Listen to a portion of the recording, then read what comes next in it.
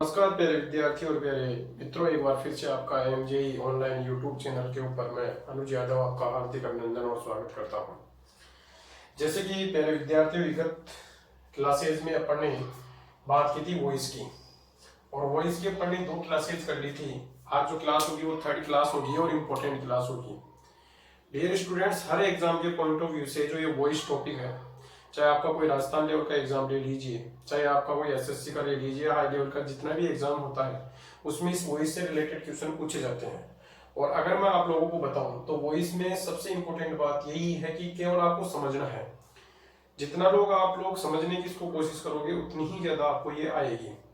विगत क्लासेज में जो प्रीवियस जो क्लासेस थी अपनी, उनमें अपन ने बात की थी वॉइस किस प्रकार से अपन बनाते हैं, चेंज करते हैं, वो सारी बात की थी। इसके बाद में आज जो की पढ़ेंगे वो इम्पोर्टेंट क्लास होगी, और इम्पोर्टेंट क्लास अपनी 3rd क्लास जो होने जा रही है वो अपन ने एक पिछली जो क्लास मैंने पढ़ाया था वो पढ़ाया था आपको पैसिव विथ, अपन ने पढ़ा था इट इज टाइम से। तो इट इज टाइम के इंपॉर्टेंट क्वेश्चन एसएससी वगैरह में इनमें पूछे जाते हैं, तो इसके लिए आज से ये इंपॉर्टेंट है। आज अपन जो पढ़ेंगे टॉपिक वो पढ़ेंगे अपन पैसिव विथ देयर। देखिए, पैसिव विथ देयर।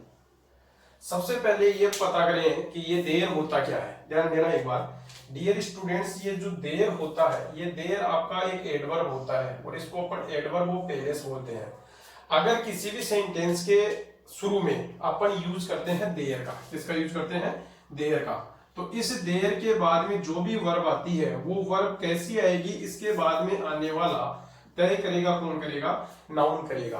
भाई देर के बाद में ये देर, देखिए आप लोगों को ये पता होना चाहिए कि इंग्लिश में जो सब्जेक्ट होता है वो सब्जेक्ट या तो बनता है नाउन या फिर बनता है प्रोनाउन। अब आप लोग ये देखिए कि ये देर जो है, ये देर तो क्या होता है आपका? एडवर्ब होता है। क्या ये सब्जेक्ट बन सकता है? ये सब्जेक्ट नहीं बन सकता। यानी कि इसके बाद में आने वाला जो नाउन होगा वही वाक्य का वास्तविक रियल सब्जेक्ट होगा।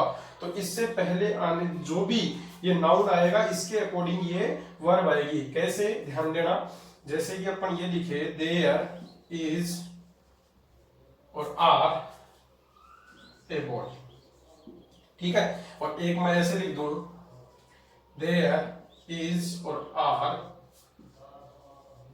Some boys. अब समझने की कोशिश करना। देखिए सेंटेंस के शुरू में जब यूज किया गया वो किसका यूज किया गया? देर का। अब देर के बाद में अपन को वर्ब लगानी है, ठीक है। इसके बाद में आने वाला नाउन तय करेगा। इसका मतलब यहाँ पर क्या रहा है? A boy. ए बॉय का मतलब लड़का कितना है? एक है। इसका मतलब यहाँ पर आर का यूज नहीं होगा, किसका यूज हो जाएगा? इज का। इसी प्रकार से देखिए देर के बाद में इज और आर सम बॉयज। बताइए लड़का एक है या एक से ज्यादा है? एक से ज्यादा। इसका मतलब सिंगुलर नहीं है, प्लूरल है। और अगर प्लूरल है तो फिर इज का यूज नहीं होकर किसका हो जाएगा?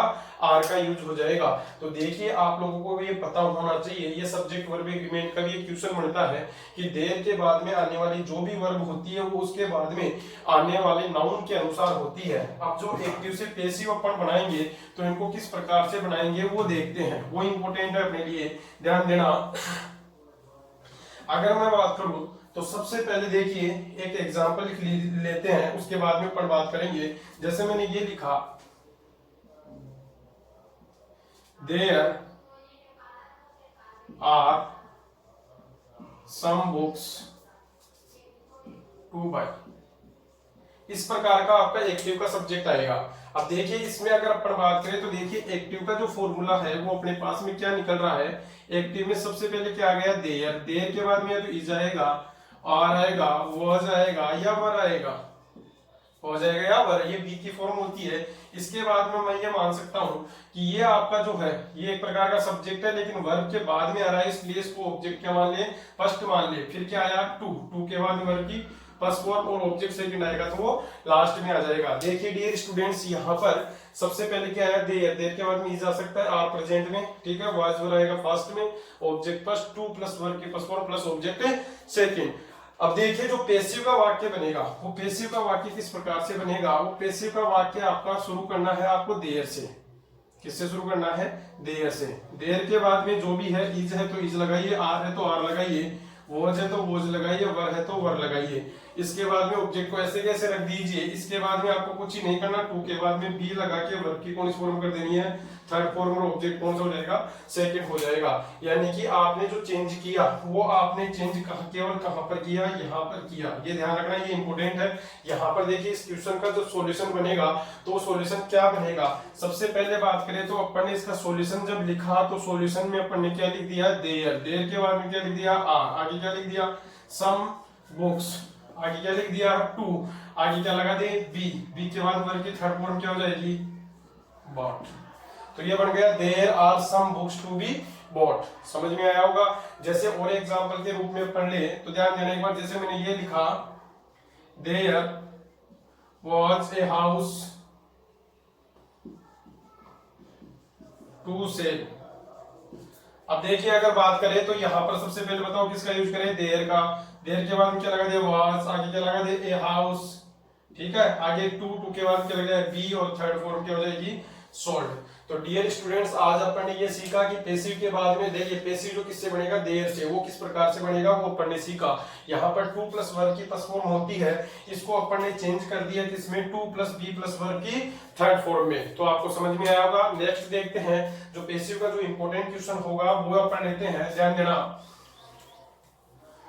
अगर आप लोगों को ये वीडियोस पसंद आ रहे हैं तो चैनल को ज्यादा से ज्यादा आप संख्या में सब्सक्राइब कीजिए। मैं आप लोगों के लिए और भी बढ़िया से बढ़िया बेहतरीन वीडियो आप लोगों के लिए लेकर आएंगे।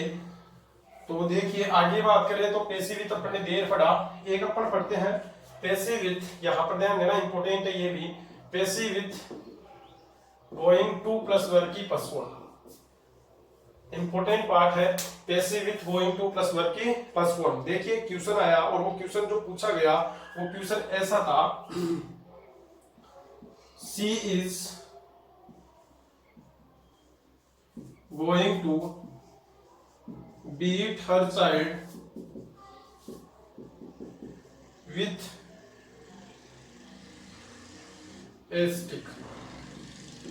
देखिए अगर बात करें यहाँ पर डियर स्टूडेंट्स आपको ये पता रखना है कि जो गो वर्ब होती है, कौन सी वर्ब होती है, गो, ये वर्ब आईटीवी होती है। कौन सी वर्ब होती है, आईटीवी। और जो आईटीवी वर्ब होती है उसका पैसिव नहीं बनता है, आईटीवी वर्ब का पैसिव नहीं बनता है। केवल पैसिव बनता है वो किस वर्ब का बनता है, टीवी वर्ब का पैसिव बनता है। तो लेकिन यहाँ पर ध्यान देना आपको, यहाँ पर जब मैंने बताया तो गोइंग के बाद में टू लगकर वर्ब की फर्स्ट फॉर्म और इसके बाद में ऑब्जेक्ट आता है। क्या आता है, ऑब्जेक्ट। देखिए यहाँ पर अगर मैं बोलूं she is going to beat whom, she is going to beat whom, मैंने आप लोगों को बताया था कि ऑब्जेक्ट वो होता है वाक्य में जो कि अगर अपन क्वेश्चन बनाते हैं वर्ड से या वूम से, वर्ड से या वूम से जो भी पर्सन बनाते हैं उसका जो आंसर आता है वही अपना क्या कहलाता है, ऑब्जेक्ट। अब देख लीजिए आ रहा है सी इज गोइंग टू बीट वूम, यानी कि वो पीटने जा रही है, किसको पीटने जा रही है, अपने बच्चे को। यानी कि ये जो अपना है ये अपना ऑब्जेक्ट हो गया, ऑब्जेक्ट फर्स्ट हो गया और ये अपना ऑब्जेक्ट सेकंड हो गया।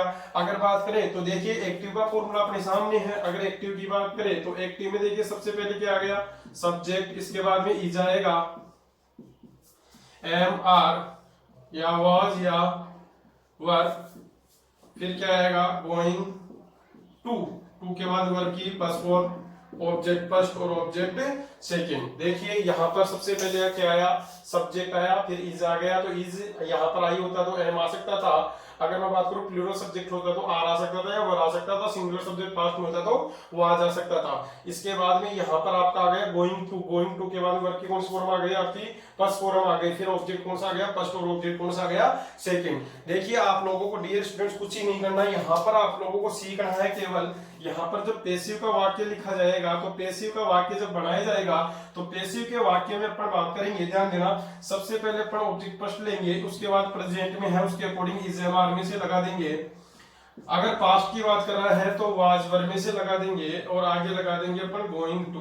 गोइंग टू के बाद में अपन बी लगाएंगे, बी के बाद वर्ब की थर्ड फॉर्म लगा देंगे। ठीक है, गोइंग टू लगा दिया, बी लगा दिया, वर्ब की थर्ड फॉर्म लगा दिया। इसके बाद में ऑब्जेक्ट कौन सा, second, plus generally preposition by लगाकर अपन जो सब्जेक्ट होगा उसका कौन सा केस लगा देंगे, ऑब्जेक्टिव केस लगा देंगे। सबसे पहले देखिए ऑब्जेक्ट फर्स्ट लगाया, फिर इसके बाद में इसके अकॉर्डिंग प्रेजेंट में आएगा तो इज एम आर, पास्ट में आएगा तो वाज वर्ब। गोइंग टू लगाकर क्या लगाया, बी, बी के बाद वर्ब की थर्ड फॉर्म, फिर ऑब्जेक्ट कौन सा, सेकंड। जो भी प्रीपोजिशन वर्ब के अकॉर्डिंग आएगा वो प्रीपोजिशन जोड़ेंगे और फिर उसके बाद लास्ट में सब्जेक्ट का ऑब्जेक्टिव केस लिखेंगे। सब्जेक्ट का कौन सा केस लिखेंगे? Objective case. चलिए चेंज करके देखते हैं सेंटेंस क्या बनता है। तो सबसे पहले हर चाइल्ड है। अब यहाँ पर देखिए डियर स्टूडेंट्स अपन ने लिख दिया हर चाइल्ड। क्या लिख दिया? Her child. कई स्टूडेंट ये करते हैं कि हर को सी में चेंज कर देंगे, ये गलत हो जाएगा। देखिए ये भी समझिए, अगर मैं ये लिखता सी चाइल्ड तो क्या ये सही था? ये गलत हो जाता। गलत क्यों होता? ये भी सीखने की कोशिश कीजिए। आप लोगों को मैंने पिछली क्लासेज में ये बताया था कि जो चाइल्ड है ये क्या हो गया? नाउन हो गया। अगर नाउन से पहले आएगा तो वो नाउन नहीं हो सकता। नाउन से पहले नाउन को मॉडिफाई करने वाला जो वर्ड होता है वो अपना एडजेक्टिव होता है। तो एडजेक्टिव होगा तो यहाँ पर देखिए सी का पजेसिव एडजेक्टिव बनता है और वो क्या बनता है? हर बनता है। इसलिए क्या लिखा जाएगा? हर चाइल्ड लिखा जाएगा। क्या लिखा जाएगा? Her child. देखिए हर चाइल्ड के बाद में चाइल्ड एक ही है, इसलिए अपन क्या लगा देंगे? इज लगा देंगे। क्या लगा देंगे? इज। इसके बाद में अपन को यूज करना है किसका? गोइंग टू का। गोइंग टू के बाद में बी लगाया। बीट की जो थर्ड फॉर्म होती है वो होती है बीटन। क्या होती है? बीटन। बीटन के बाद में अपन ने यहाँ पर ऑब्जेक्ट सेकंड लगाया। क्या लगाया? With a stick.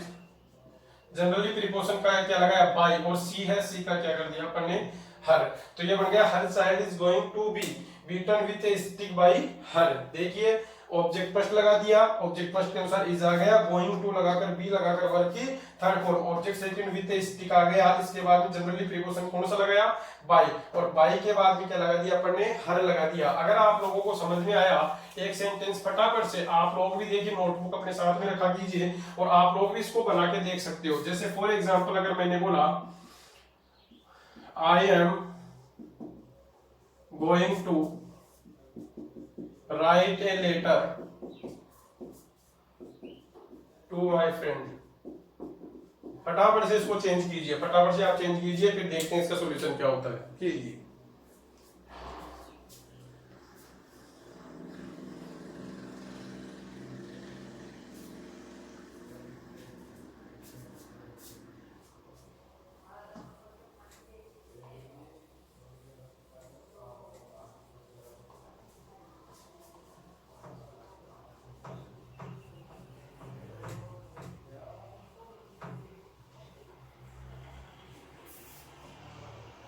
चलिए बन गया होगा, ध्यान देना एक बार। सबसे पहले आपने लिखाया ए लेटर। ए लेटर के हिसाब से आपने क्या जोड़ा? इज के बाद क्या लगा दिया? Going to. गोइंग टू के बाद में यहां पर क्या लगाना? बी। बी के बाद वर्ब की थर्ड फॉर्म क्या हो गई? रिटर्न। आगे क्या हो जाएगा? टू माई फ्रेंड और आगे बाई मी। तो यह आपका सेंटेंस बन गया a letter is going to be written to my friend by me. तो ये क्वेश्चन आपका तैयार हो गया एक। ठीक है, आगे अपन पढ़ते हैं। इंपॉर्टेंट क्लास होने वाली है और आगे के जो क्वेश्चन है वो हर एग्जाम में पूछे जाते हैं, इसलिए जो क्लास है वो इंपॉर्टेंट है अपने लिए। और वो आज अपन पढ़ने जा रहे हैं पैसिव विथ इंपेरेटिव सेंटेंसेस। कई किताबों में आपको ये लिखा होगा passive with let, passive with let. तो डियर स्टूडेंट सबसे पहले तो आप ये समझिए कि ये इंपेरेटिव सेंटेंस क्या होता है। इंपेरेटिव सेंटेंस वो सेंटेंस होता है, ध्यान देना एक बार, इसको अपन वैसे हिंदी में जब बोला जाता है तो इसको बोलते हैं आदेशात्मक वाक्य। लेकिन केवल ऑर्डर का ही सेंस नहीं आता, एक ऐसा सेंटेंस होता है जिसमें आपको एक तो किसका? ऑर्डर का, एक तो ऑर्डर का भाव दिखाई दे, एक आपको सजेशन सुझाव होता है, एक आपका रिक्वेस्ट हो सकता है और एक आपका मैं बोलूं तो एडवाइस हो सकता है।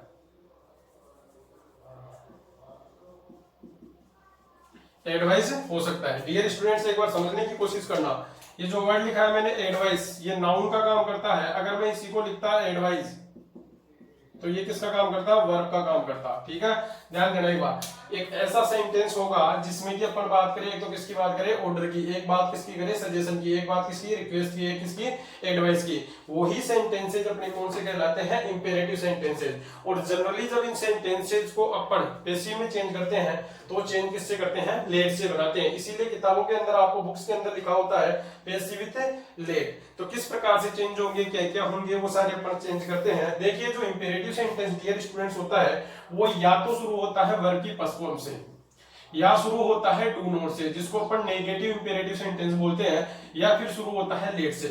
तो आपने ये जाना कि जो इंपेरेटिव सेंटेंस होगा, इंपेरेटिव सेंटेंस या तो शुरू किससे होगा, वर्ब की पोस्टपोन से होगा, या शुरू किससे होगा, डू नॉट से होगा, या फिर शुरू किससे होगा, लेट से शुरू होगा। सबसे पहले अपन बात करते हैं, वो बात करते हैं अपन किसकी, वर्ब की पोस्टपोन की। देखिए डियर स्टूडेंट्स, अगर आपका सेंटेंस वर्ब की पोस्टपोन से शुरू होगा तो फिर उसको पेशिव में किस प्रकार से बदलेंगे वो देखना एक बार। जैसे फॉर एग्जांपल मैंने ये लिखा सीधा सा,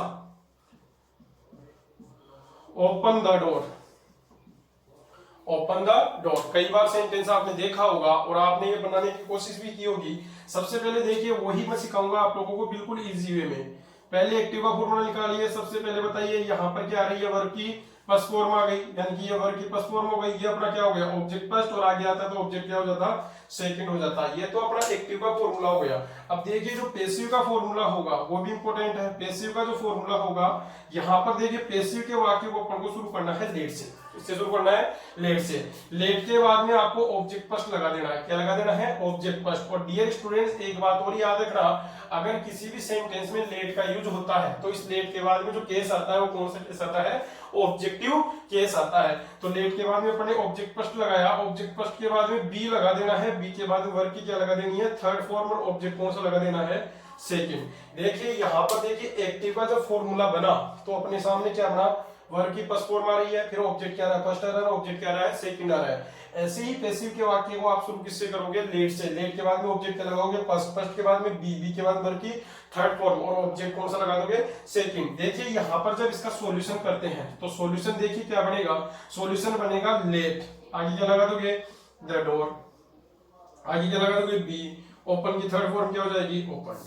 क्या हो जाएगी, ओपन। तो क्या बन जाएगा, let the door be open. बिल्कुल इजी सा है, बहुत ही आसान है। समझने की कोशिश करो, केवल आप लोग समझने की कोशिश करो, सेंटेंसेस आराम से आपको समझ में आ जाएंगे। अगर आप लोगों को समझ में आया तो मैं एक क्वेश्चन दे रहा हूं, तो फटाफट से आप लोग इसको बनाइए। Complete your homework, complete your homework, फटाफट से बनाइए। वर्क की पोस्टपोन से शुरू है।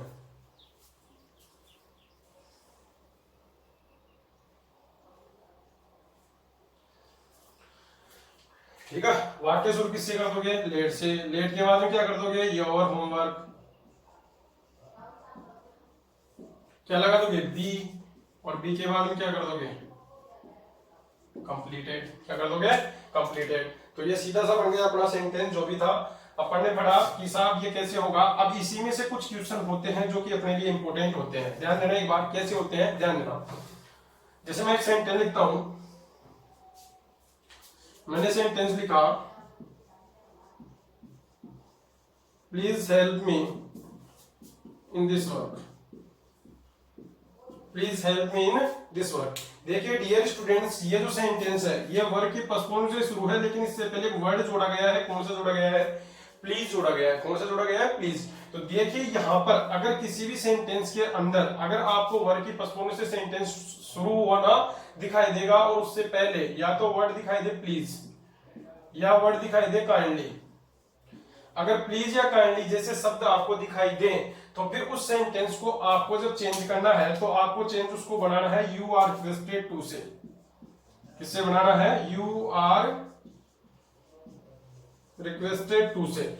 इसके बाद में आपको क्या करना है कि प्लीज और काइंडली जो होते हैं उसको हटा देना है, और उसके बाद में जितना भी शेष सेंटेंस बचता है उसको अपन को लिख देना है, यू आर रिक्वेस्टेड टू। अब देखिए यहां पर मैं लिख दूंगा इसको, help me in this work, in this work. तो ये बन गया सेंटेंस। अब देखिए इसमें जो सबसे इंपॉर्टेंट बात है, समझाने लायक और समझने लायक बात, वो आप लोगों को ये पता होना चाहिए कि गुरुजी ऐसा क्यों बना है भाई, यू आर रिक्वेस्टेड ही क्यों बना, अपने यू वर्ब क्यों नहीं लगाया, या यू और भी कुछ वर्ब है और रिक्वेस्टेड क्यों नहीं लगाया, बीन क्यों नहीं लगाया, ये क्यों नहीं लगाया। देखिए डियर स्टूडेंट, जितने भी आपके इंपेरेटिव सेंटेंसेस होते हैं इन सबका टेंस एक ही रहता है, और वो रहता है प्रेजेंट सिंपल। कौन सा रहता है, प्रेजेंट सिंपल। और प्रेजेंट सिंपल टेंस रहेगा तो प्रेजेंट सिंपल टेंस को आप याद कीजिए, वर्ब की पोस्टपोन, वर्ब की पोस्टपोन में एस या ईएस, तो उसको अपन चेंज करते हैं इजएमआर में। तो यहाँ पर छिपा हुआ जो सब्जेक्ट का ऑब्जेक्ट का जो सब्जेक्टिव रूप रहता है वो कौन रहता है, यू, और यू के बाद में अपन आर लगाते हैं, रिक्वेस्टेड। अब देखिए यहाँ पर यू आर रिक्वेस्टेड के बाद में भी डियर स्टूडेंट्स यहाँ पर मैंने क्या लगाया, टू लगाया। अब देखिए सेंटेंस एक ही है, सेंटेंस एक ही है, और ये नियम चलता है कि कोई भी अगर एक सेंटेंस होगा तो उसमें जो एक ही फिनिट वर्ब का यूज होगा। फिनिट वर्ब वो वर्ब होती है verb which is used according to tense. एक वो वर्ब जो किसके अनुसार आती है, टेंस के अनुसार आती है। टेंस के अनुसार जो वर्ब आ चुकी है अपने पास में कौन सी, रिक्वेस्टेड, क्योंकि आर के बाद में पढ़ने क्या लगा दिया, रिक्वेस्टेड। अब यहां पर देखिए जो दूसरी अगर वर्ब यूज होगी तो वो फिनिट ना कहलाकर वो वर्ब हो जाती है इनफिनिट वर्ब।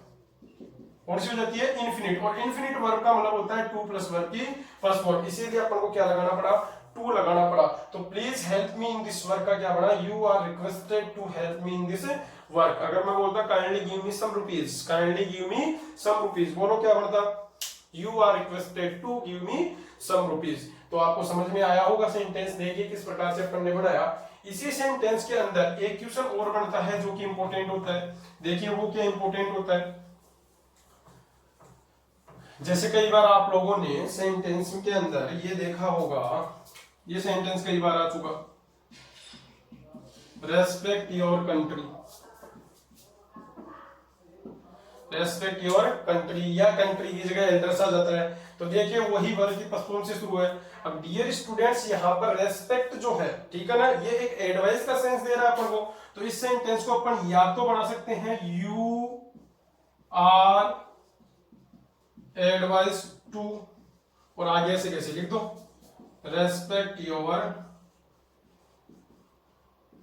कंट्री, ये लिख दिया अपन ने, ठीक है। अगर आप लोग ऐसे नहीं बनाना चाहो, ध्यान देना एक बार, अगर ऐसा नहीं बनाना चाहो तो दूसरा इसका ऑप्शन और बनता है, वो आप लेट से भी बना सकते हो। तो लेट का बनेगा लेट योर, अभी सीखा था आपने, कंट्री बी रेस्पेक्टेड, ये बन सकता है, let your country B respected. अगर ये भी कई बार देखिए ये ऑप्शन में नहीं मिलते हैं आपको, तो फिर अगर ये ऑप्शन में नहीं होंगे तो डियर स्टूडेंट्स इस रेस्पेक्ट के सेंस के लिए अपन मॉडल एक्सिलरी यूज करते हैं शुड का।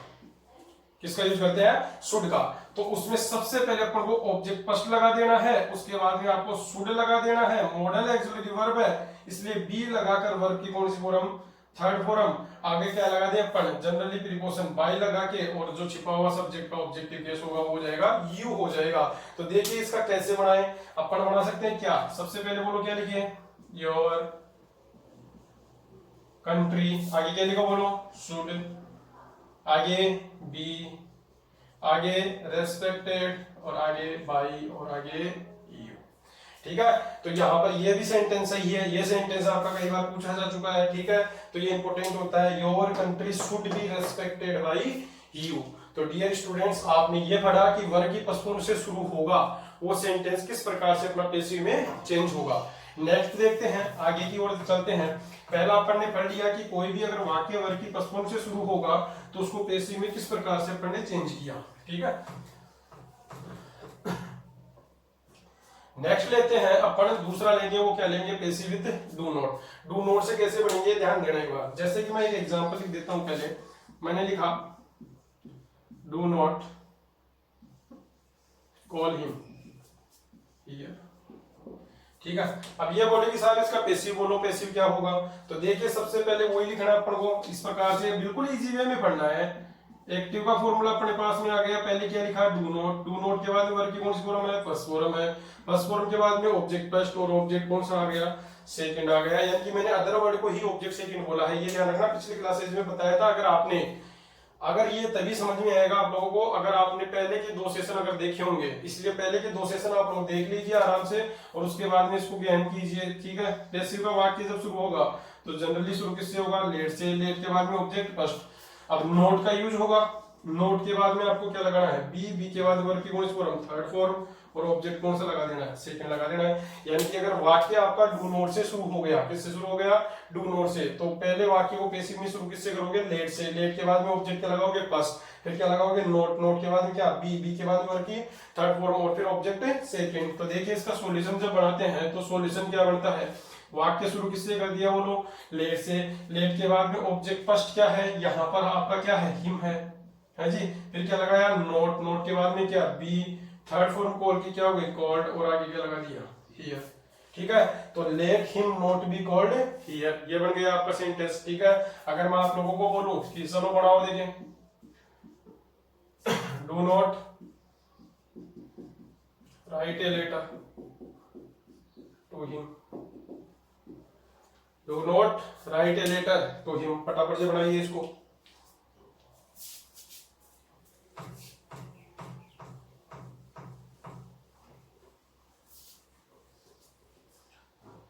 सेंटेंस को शुरू किससे कर दिया आपने? लेट से। लेट के बाद में क्या आ गया? A letter. नेगेटिव सेंटेंस है, नॉट का यूज क्या लगा दिया? बी। बी के बाद वर्ब की कौन सी फॉर्म? Third form. आगे क्या लगा दिया? टू। तो let a letter not be written to him, ये बन गया। अब देखिए यही सेंटेंस एक प्रकार से और बन सकते हैं। सपोज दैट कि ये ऑप्शन आपका नहीं बना, भाई ये ऑप्शन में ही नहीं आया, तो फिर क्या होगा? तो ऑप्शन में जब आएगा तो ऑप्शन में डियर स्टूडेंट्स यहां पर आएगा you are not permitted to, you are not permitted to से वाक्य को शुरू करना है और उसके बाद में डू नॉट को वाक्य से क्या कर देना है? हटा देना है। और से सेंटेंस को ऐसे कैसे लिख देना है? You are not permitted to, आगे क्या जाएगा?